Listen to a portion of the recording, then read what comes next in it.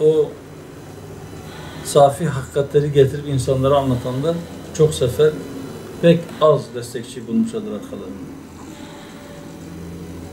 Ama hiçbirisi yılmamıştır. Ve Allah hiçbirisini de şu veya bu sonuçtan sorumlu tutmamıştır. Bize düşen çalışmaktır. Bize düşen meşru bir hedefe doğru yürürken meşru vasıtalar kullanmaktır. Biz inşallah o meşru vasıtalarla meşru olan hedefe doğru takatimiz yettiğince yürümeye çalışacağız. Sonuç şu olmuş, bu olmuş. Biz ona çok bakmayacağız, çok takılmayacağız. Elbette istiyoruz. İstiyoruz ki bu ses güçlensin, daha da güçlensin. Hüdapar Genel Başkanı Sayın Zekeriya Yapıcıoğlu kurmayları ve beraberindeki heyetle bugün özel misafirim olacak.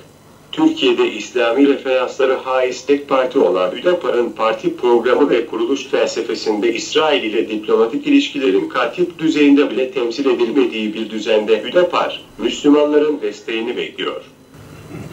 Onun görüntüsünü bana atmıştı. Gördüm. Allah razı olsun.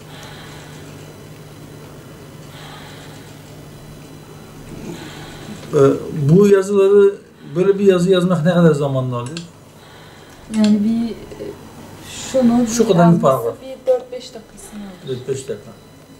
Biz inanıyoruz ki Rabbim kendisine iman eden kullarının dostudur, onların velisidir, onların yardımcısıdır. Biz onun yardımını kazanırsak bize mağlubiyet yoktur, bize kaybetmek yoktur. Ve biz onun rızasını kaybedersek dünya namına kazandığımız her şey bize beladır, bize musibettir. Rabbim istikametten ayırmasın tekrar. Bizi yardımsız bırakmasın, bizi nefsimizle baş başa bırakmasın inşallah.